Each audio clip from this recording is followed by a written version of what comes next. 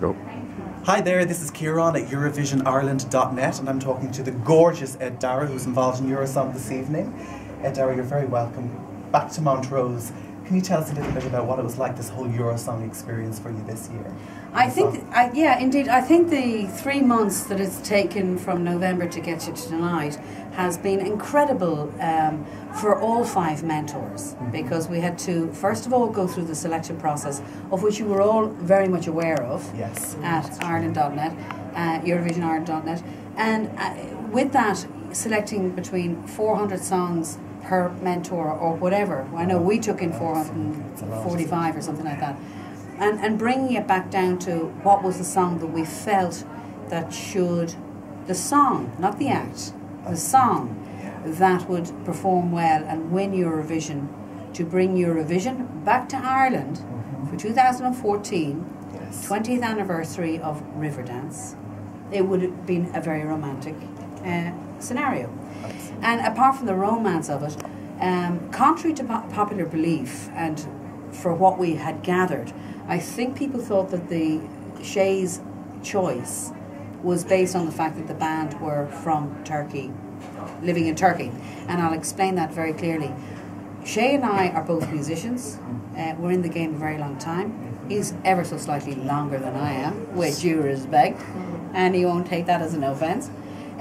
But that we were looking for the song that should represent Ireland in Malmo.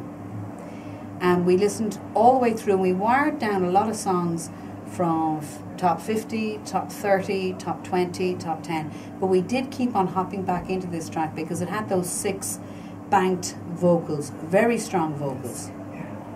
5 vocals, but we popped in the 6th Irish girl just to fatten it out as you can.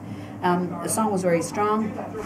Tevfik Kulak, who is the arranger, has worked with such luminaries as Diana Ross, the late Whitney Houston, Pavarotti, Maserati Cabell. You know, the list is endless.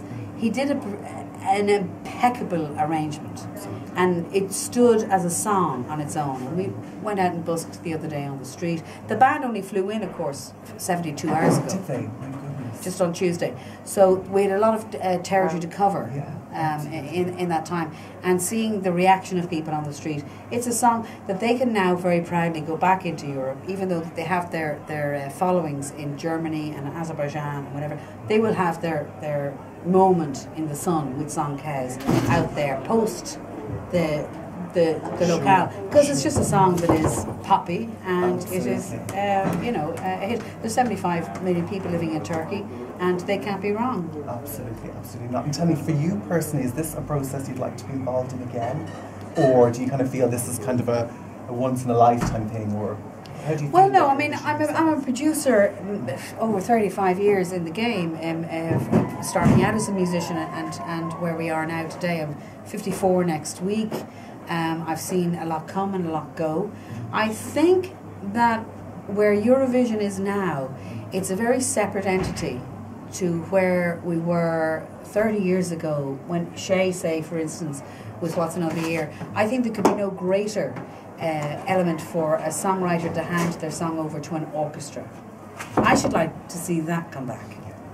The orchestration. It's not going to happen. It's going to be 2 different things. I think that next year there should be either a dance format X Factorette type version of Eurovision. They'll break it down into classical. But you should copyright that right now before someone else robs that. Take it. That's your gift. Take it, guys, and run with it. That's what your next. I also want to say something before we pontificate about that element of it, and I want to say how impressed I was, because I was in the UK for 10 years. How impressed I have been with EurovisionIreland.net.